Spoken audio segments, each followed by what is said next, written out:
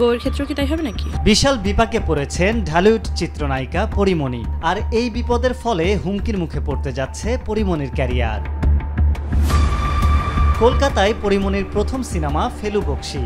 ইতোমধ্যেই এই সিনেমার শুটিংয়ের কাজ শেষ হয়েছে। বেশ ভালোভাবেই কলকাতায় গিয়ে নিজের অভিনয় দক্ষতা ওপার বাংলায় সিনেমার পর্দায় তুলে ধরতে পেরেছেন পরিমণি। কিন্তু জটিলতা তৈরি হয়েছে সিনেমাটির ডাবিং নিয়ে। ফেলু বকশী সিনেমার সব কাজ শেষ হলেও ডাবিং এখনো শেষ হয়নি। আর এই ডাবিং এর কাজ শেষ করতে কলকাতায় আরো একবার যেতে হবে পরীকে। কিন্তু ভিসা জটিলতার কারণে কলকাতায় যেতে পারছেন না পরী। দেশের চলমান অস্থিতিশীল পরিস্থিতির জন্য ভারতীয় দূতাবাস এখন শুধুমাত্র মেডিকেল ও স্টুডেন্ট ভিসাই চালু রেখেছে, যে কারণে আটকে গেছে পরীর ভিসা। আর তাই ক্যারিয়ারের প্রথম টলিউড সিনেমা নিয়ে অনিশ্চয়তায় পড়েছেন অভিনেত্রী। কলকাতায় ডাবিং এর কাজ শুরু হলেও সেখানে অংশ নিতে পারেননি তিনি, যে কারণে থমকে গেছে ফেলু বকশীর কাজ।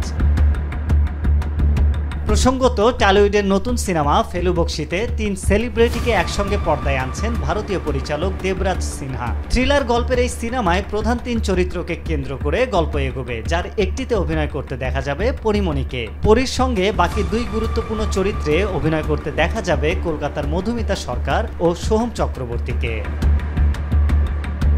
Arif Haque, my TV.